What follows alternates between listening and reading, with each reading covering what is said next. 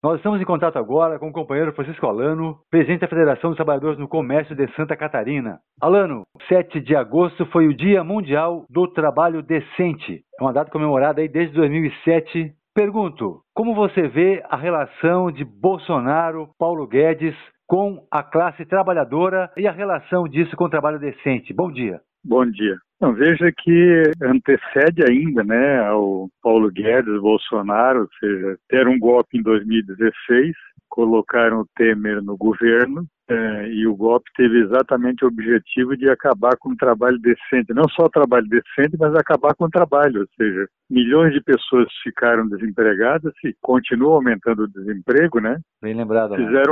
Fizeram a reforma trabalhista das piores do mundo, ou seja, todos aqueles direitos, né, conquistados pela classe trabalhadora durante mais de 100 anos, muitos morreram, né, nessa luta, e eles simplesmente, com um golpe, fizeram a reforma trabalhista em 2017, continuou em 2018, e uma reforma sindical, no sentido de tirar os sindicatos da luta da classe trabalhadora. Então, falar em trabalho decente hoje no Brasil é quase uma piada, né?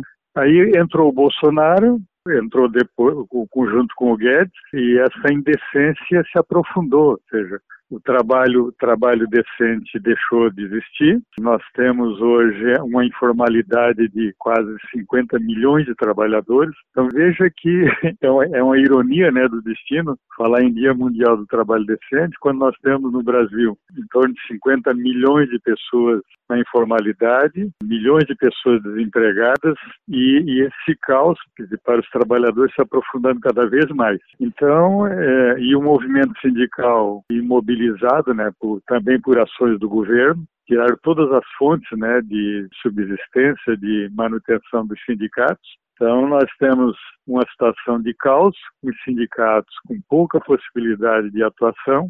Então, significa que, para os trabalhadores, nós estamos chegando no fundo do poço. É um momento de aqueles que ainda, né, acreditam que é possível mudança, e eu sou um daqueles, né, que acredito que é possível mudar. A história, né, nos mostra isso, a história do mundo, a história dos trabalhadores mostra isso, que quando chegamos no caos, a reação é natural. Toda ação tem uma reação em sentido contrário, né, no sentido de combater, né, esses malefícios contra os trabalhadores. É lamentável, né, que a gente chegue aí no ano 2020 com um governo que não tem nenhum tipo, né, de responsabilidade com os trabalhadores, nem com o trabalho, e muito menos com o trabalho decente, né? Então, lamentamos muito, né? E o movimento sindical eu acho que está passando da hora já de se organizar, de se articular para fazer esse tipo de enfrentamento, né? Que hoje é o caos para os trabalhadores. Então, Alano, e até que ponto você vê a Covid-19 contribuindo aí para que o governo possa tomar essas medidas antipopulares e de ataque aos trabalhadores sem que haja uma reação da sociedade? Veja que o mundo reagiu de forma diferente, né? Essa história da Covid, da pandemia. Quer dizer, os países que têm responsabilidade com a sociedade, com o povo, tomaram providências muito mais saneadoras, né, dos problemas do que no Brasil. Ou seja, os países europeus garantiram, né, a subsistência decente dos trabalhadores, a maioria garantiu a manutenção dos empregos, e aqui no Brasil foi o inverso, né? Ou seja, o governo, sem essa responsabilidade com a classe trabalhadora e com a manutenção dos empregos, se preocupou, e a gente tem dito, né, se preocupou apenas com o CNPJ e sem se preocupar, né, com o CPF, né, se a gente falar em número, ou se preocuparam com o capital, principalmente com os bancos, né? Os bancos receberam mais de 1 trilhão de ajuda para continuarem explorando a população brasileira e os trabalhadores, continuaram lucrando, né, como nunca lucraram em época de pandemia, e os trabalhadores, pelo contrário, tiveram contrato suspenso, redução de horário e salário, e o desemprego em massa, né, como nós temos, continua acontecendo no nosso país, e principalmente a informalidade, né, ou seja, o trabalho precário aumentando cada vez mais, porque o que interessa para o governo e para os empresários é continuar o lucro. Com a reforma da Previdência, praticamente inviabiliza a aposentadoria também do trabalhador, em função até do desemprego e da informalidade, né, Alano? Veja que em que situação nós chegamos, né? Tem aproximadamente 1 milhão de trabalhadores esperando a perícia médica.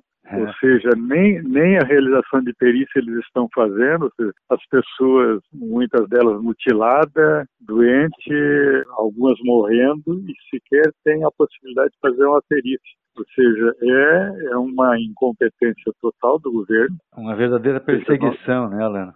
Perseguição aos trabalhadores que estão empregados, aos trabalhadores que adoecem, que se acidentam e sequer têm a possibilidade de ter esse tipo, né, de assistência necessária para a sobrevivência dessas pessoas. Então, estão vivendo o caos, né, na área da saúde, na área do emprego. Então, Alano, são mais de 5 milhões de contaminados pela Covid-19 no Brasil, combalidas, né? Recentemente, o Supremo Tribunal Federal reconheceu a Covid como acidente de trabalho. Aí os profissionais da saúde que estão na linha de frente são os mais beneficiados com auxílio-doença, a pensão por morte até, né? A importância dessa decisão do STF de reconhecer a Covid como acidente de trabalho. Eu acho que isso é essencial, é muito importante isso, né? Porque os empresários sempre negaram, né? E muitas vezes na área do comércio foi desastroso, ou seja, não os trabalhadores, o trabalhador contraindo a doença no emprego, no local de trabalho, e simplesmente eram mandados embora sem receber salário, sem nenhum tipo de assistência. Nós tivemos muito dessas situações.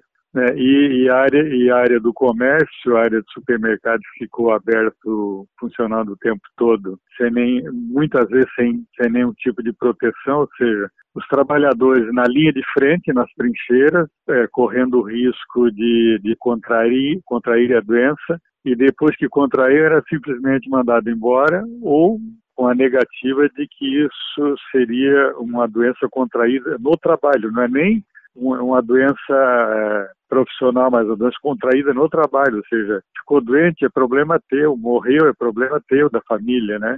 Então, acho que é uma falta de humanidade, né, desse capitalismo selvagem que nós temos no nosso país, e a região aí não é diferente, né? Nós conhecemos de perto, né, como é que os trabalhadores são tratados, né? E eu acho que nós temos que reconstruir, né, aquilo que o governo destruiu, reconstruir o nosso movimento sindical, nossa estrutura sindical, para começar a fazer as mudanças que nós precisamos dos trabalhadores. Quer dizer, não é mais possível que apenas o capital sobreviva com a contribuição do governo, e aí eu falo do grande capital, porque o pequeno comércio, a pequena empresa também teve pouca assistência, né, desse governo, que a preocupação, como disse o ministro da Economia, né, nós temos que ajudar o grande porque o pequeno que morra, quer dizer, que não precisa sobreviver. Então, esse é o país que nós temos, o governo que nós temos, né, e só a luta que vai, com certeza, só a luta que vai mudar esse estado de coisa que nós temos no nosso país. Bom, Alano, 1 mais 1 é sempre mais que 2.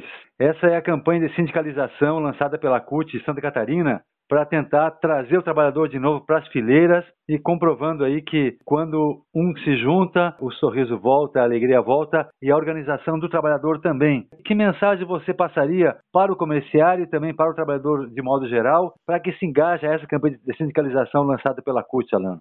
Os sindicatos fazem parte do sistema capitalista. Só existe um sistema capitalista de exploração e é preciso que haja sindicato forte para garantir, né, o direito dos trabalhadores. E aqui no Brasil, com os golpes que foi dado contra o movimento sindical, não tem outra saída. Ou os trabalhadores apoiam o seu sindicato, trabalhadores se sindicalizem, né, para garantir a existência, pelo menos, né, de um sindicato para a defesa dos seus direitos, ou os trabalhadores vão virar cada vez mais escravos, né, aqui no nosso país. Agora é preciso também que o movimento sindical comece a fazer parte da vida dos trabalhadores. Nós tivemos um modelo sindical durante dezenas de anos, quase uma centena de anos, né, de que os sindicatos não fizeram parte da vida dos trabalhadores. Verdade. Então nós temos que fazer como fazem, né, bem ou mal, mas as igrejas evangélicas, de que eles se preocupam também com a vida, com a saúde, com o emprego, com o desemprego dos trabalhadores, com a família dos trabalhadores.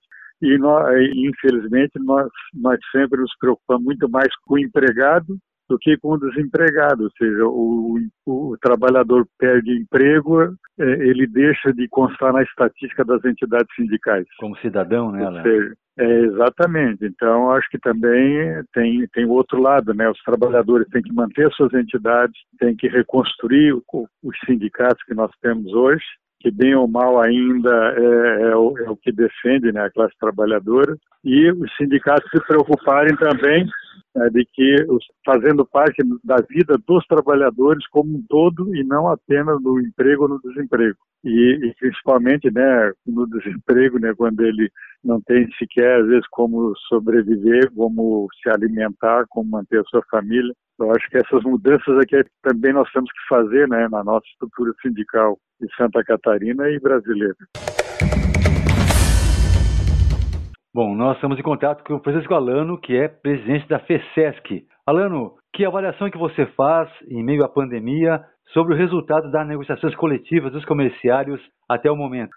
Olha, nós temos conseguido negociar algumas convenções coletivas, apenas mantendo, né, as cláusulas que nós temos e, quando muito, aplicando a inflação do período, o INPC, mas com muita dificuldade. E eu volto a lembrar, né, de que deram um golpe em 2016 para acabar também, não só com o sindicato, mas com as negociações coletivas.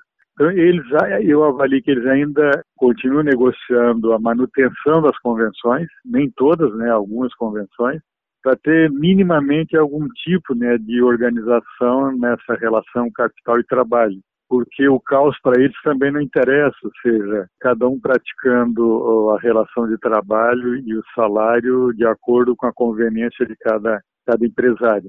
Mas o golpe foi para isso, foi para não negociar, né? E eu não sei quanto tempo ainda nós vamos ter de negociações coletivas, porque para eles, quanto menos regulamentação, dessa forma que eles lucram, explorando quando não há nenhuma regra, né, nessa relação capital e trabalho. E é um dos papéis importantes do movimento sindical. Nós temos que continuar lutando para garantir, né, que esse instrumento, né, da classe trabalhadora continue existindo e que a gente não leve muito tempo para começar, né, a reconquistar direitos, né, daquilo que nós perdemos aí nos golpes de 2016 até 2020.